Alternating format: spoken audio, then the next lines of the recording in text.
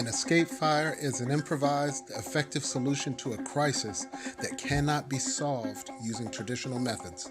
On the afternoon of August 4th, 1949, a lightning storm started a small fire near the top of the southeast ridge of Mann Gulch, Meriwether Ridge. It's a slope that has forested with Douglas fir and ponderosa pine. The fire was spotted the next day, and at 2:30 in the afternoon, a transport plane flew out of Missoula with 16 smoke jumpers who were assigned to fight the fire. One of them got sick and didn't jump, but the rest, 15 young men between 17 and 28 years old, parachuted into the head of the gulch at about 4 in the afternoon. The Mann Gulch fire to them was what they called a 10 o'clock fire. That meant that it should be over by 10 o'clock in the morning of the day after they jumped. They were wrong. The first reconnaissance team headed down the south side of the gulch, the forested side, and the foreman, a man named Wag Dodge, got worried that the group might get trapped on the south side, and instead he ordered that they cross over the gulch to the north side, opposite the fire, and then head down for the river, so the river would be to their backs as they were fighting the fire.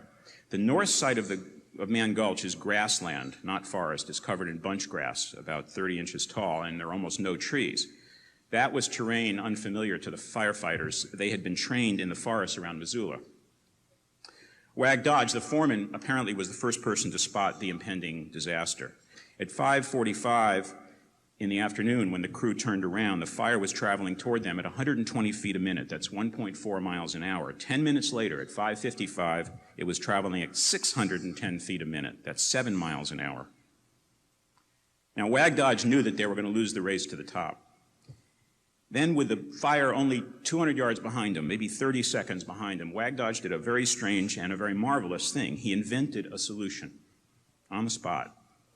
I think his crew must have thought that he had lost his mind, because what he did was to take some matches out of his pocket, to bend down and light a match and set fire to the grass in front of him. As best I can determine, this is the spot where he did it.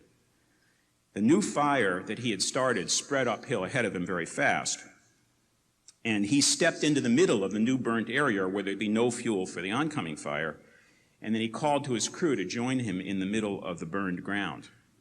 What he invented is called today an escape fire.